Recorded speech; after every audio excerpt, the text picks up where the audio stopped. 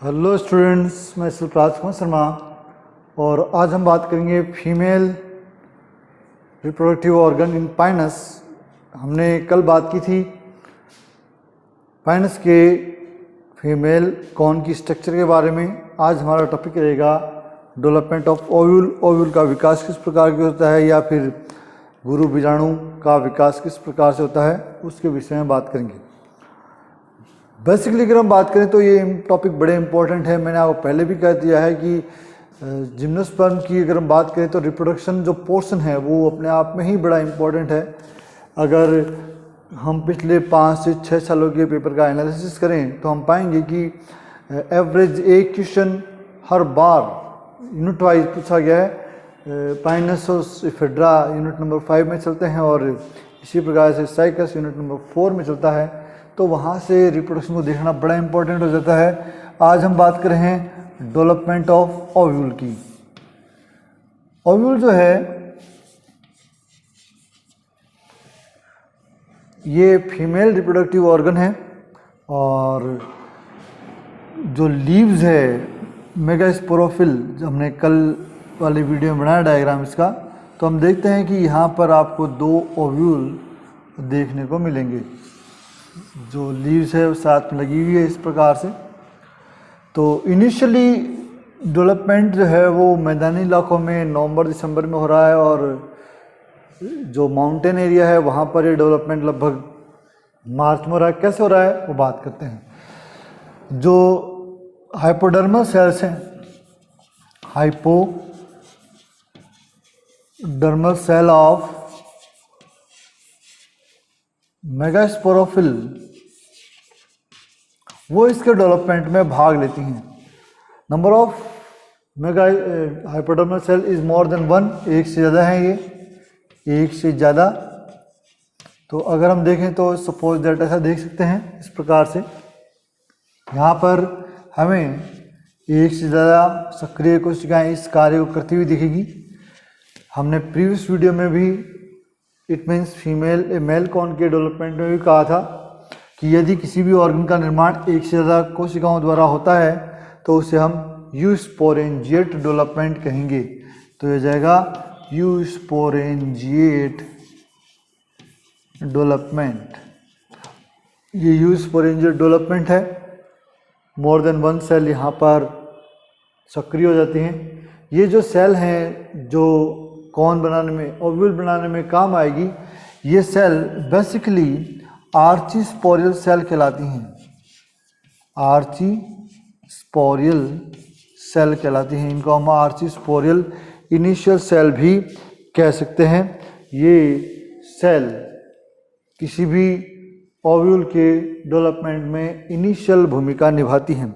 सबसे पहले अगर हम बात करें तो इनके अंदर एक परिणतिक विभाजन होता है, पेरिक्लिनल डिवीजन होता है, जिसके द्वारा बाहर की ओर आउटर सेल बन जाती हैं और अंदर की ओर इनर सेल बन जाती हैं।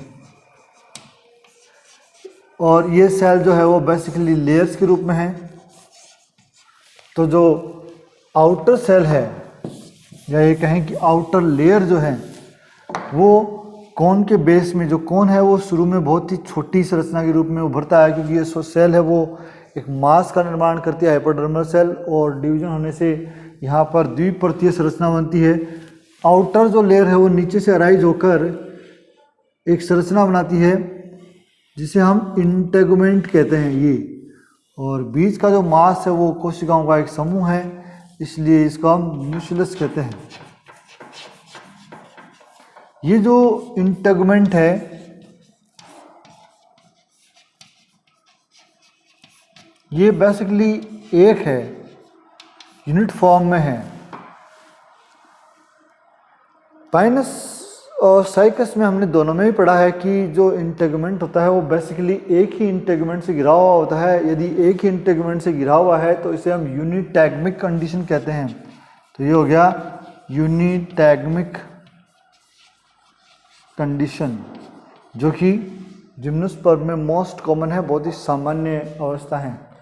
न्यूक्लियस की जो कोशिकाएं हैं वो इनलार्ज होती हैं और डिवीजन करती रहती हैं। डिवीज़न के द्वारा ये नंबर इंक्रीज करती हैं और धीरे धीरे ये ओव्यूल जो है वो हमें कॉम्पैक्ट स्ट्रक्चर के रूप में देखने को मिलता है इस प्रकार से। और इन जो अध्यावरण है वो भी बाहर की ओर ऊपर तक आ जाता है, चेलेजा से स्टार्ट होता हुआ ऊपर तक, और जहाँ ऊपर पहुँचता है वहाँ पर एक छिद्र होता है इसके ओपनिंग का, इसे हम माइक्रोपाइल कहते हैं। इट्स कॉल्ड माइक्रोपाइल, बीजांड द्वार कहते हैं। निचला पोर्शन जो है वो चेलेजा कहलाता है। ये चेलेजा है जो नीचे की ओर इसमें पाया जाता है। यहाँ की जो सेल है शुरू में पेरेन्काइमेटस होती है, ओवरऑल सभी सेल इस प्रकार की व्यवस्था है। सभी सेल न्यूट्रिटिव सेल हैं और पोषण को एब्जॉर्ब करती है, न्यूट्रिटिव सेल्स कहलाती हैं। लेकिन डेवलपमेंट के समय कोई एक या एक से ज़्यादा कोशिकाएं सक्रिय होकर मेगास्पोर मदर सेल का निर्माण करती हैं। मेगास्पोर मदर सेल का निर्माण करेगी और ये जो मेगास्पोर मदर सेल है उसमें लीनियर वे में या कहीं रेखीय क्रम में म्यूटिक डिवीजन होता है। तो यहाँ पर हमें 4 स्पोर देखने को मिलेंगे। ये 4 स्पोर मेगास्पोर कहलाते हैं। Megaspore due to some nutritional deficiency only one megaspore out of these out of 4 only one megaspore convert into active megaspore, जो कि भविष्य में फीमेल गेमेटोफाइट के डेवलपमेंट में मुख्य भूमिका निभाता है। तो अगर ओवरऑल स्ट्रक्चर की बात करें तो यहाँ पर जो ओव्यूल है वो एक आर्चिगोनियम को बियर करता है, लेकिन पाइनस में पॉलीएम्ब्रियोनी देखी गई है। मैं अलग से उसके बारे में बताऊंगा आपको, बहुत ही बड़ा और इम्पोर्टेंट टॉपिक है वो। तो वहाँ हम देखेंगे कि जो मेगास्पोर मदर सेल है वो एक साथ एक से ज़्यादा सक्रिय होती हैं, और एक से ज़्यादा सक्रिय होने की वजह से यहाँ पर आपको more than one male gametophyte देखने को मिलेगा। मेल गेमेटोफाइट का विकास जो है वो सक्रिय मेगास्पोर से होता है। ओवरऑल इसकी जो स्ट्रक्चर देखें ओव्यूल की, तो ये ऑर्थोट्रोपस टाइप का ओव्यूल है। ऑर्थोट्रोपस स्ट्रक्चर इसके अंदर पाई जाती है। आपको बेसिकली 2 बातें हमेशा याद रखनी चाहिए, एक तो यूनिटैग्मिक कंडीशन और सेकेंड ऑर्थोट्रोपस कंडीशन। ये दोनों इनके अंदर बहुत ही ज़्यादा कॉमनली पाई गई स्ट्रक्चर्स हैं। तो इस वीडियो में हम इतना ही देखेंगे, क्योंकि जो फीमेल गेमेटोफाइट का जो टॉपिक है वो एक अलग टॉपिक है, वो उसका इससे कोई रिलेशन नहीं है। मैं आपको क्वेश्चन की बात बता दूं, यहाँ से क्वेश्चन क्या आते हैं। एक तो डेवलपमेंट का आता है जो कि हमने बात करी ली, जो कि अभी ओवरऑल ये डेवलपमेंट ही है। और सेकंड क्वेश्चन जो कि शॉर्ट आंसर टाइप में आता है वो मैंने 2 बार दोहरा दिया है, मैं आपको फिर लिख भी देता हूँ। यह है यूनिटैग्मिक एंड ऑर्थोट्रोपस कंडीशन। ये बेसिक और इम्पोर्टेंट की फीचर है इसका। तो आज के वीडियो में इतना ही। अगर कोई भी प्रॉब्लम हो आपको किसी प्रकार की, आपको लगे कि ये टॉपिक क्लियर नहीं है, तो आप कमेंट बॉक्स में उसको लिख सकते हैं। साथ ही इस वीडियो को आप लाइक एंड सब्सक्राइब करें। जितना ज़्यादा लाइक सब्सक्राइब करेंगे उतना ही अदर स्टूडेंट्स को फ़ायदा होगा, और मेरे को इससे पता भी लगेगा कि आप कितना वीडियो देख पा रहे हैं।